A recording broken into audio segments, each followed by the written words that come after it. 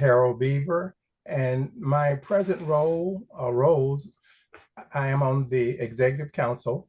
I'm also part of the legislative team and several other works around AARP as a volunteer leader.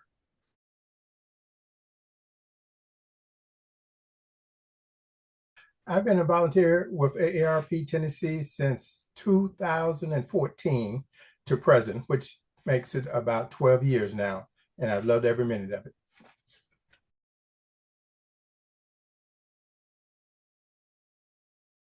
Becoming a volunteer with AARP began in 2010 when I attended the AARP Expo in Orlando, Florida.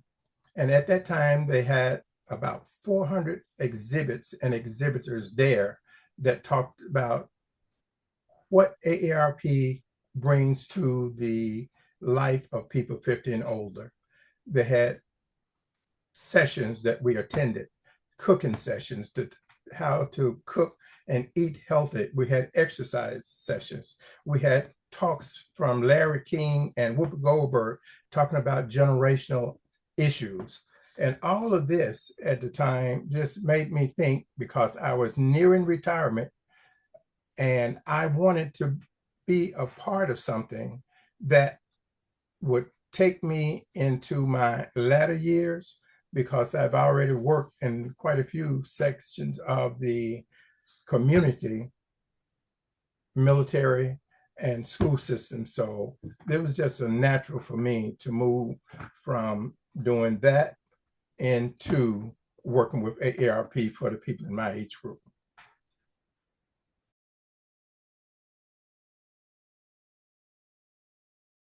It's important to me because I know that with AARP, I am a source, a resource for my community.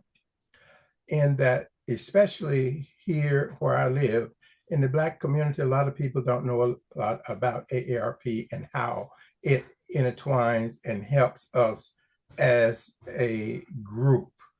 And for me, it has helped me personally. I've been a caregiver for my 87-year-old brother-in-law, and it was through AARP that I learned about caregiving. I learned that about 7 years before he started to contract the dementia, we fill out that guide called Prepare to Care.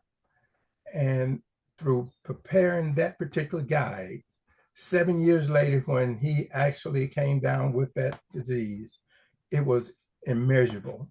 And I knew then that what we were doing, what I am a part of with AARP, is important to not only me personally, but also to the community at large, because what I was going through, many others are going through or have gone through. So that's for me.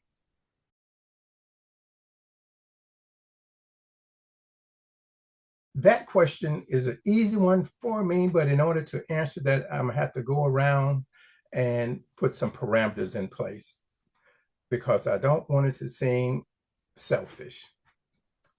I began my journey as a volunteer in AARP.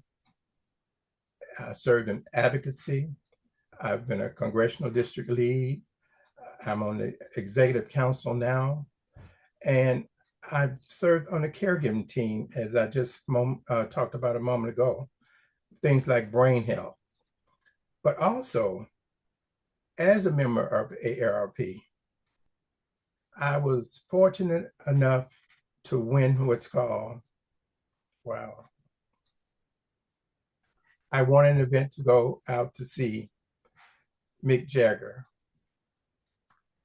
Wish of a Lifetime, which is through AARP. And that particular win was an opportunity for me to go from full circle way back in the war years that I had to serve during Vietnam up until now. And it allowed me to kind of close the gap that I had open in my whole, in my soul and within my heart for the last 50 some years. And AARP allowed me that particular win to take me out to see a person 80 years of age perform and still performing from the time that I remember seeing and hearing about him in 1970s when I was still young, impressionable, and they were still doing it. I'm still alive. I'm still doing it. So that to me has been the greatest moment that I've had with AARP. Now, don't get me wrong. I love what I do as far as a resource, being a volunteer. But you asked about that one particular moment. That one particular moment is when I won the Wish of a Lifetime through AARP.